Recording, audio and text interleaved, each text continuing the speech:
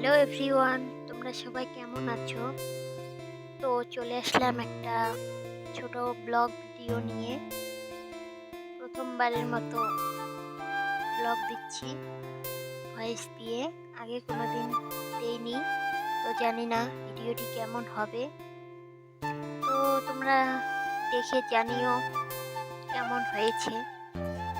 তো বাকলা শনি মহারাজের মেলা হয়েছিল, সেখানে ঘুরতে গিয়েছিলাম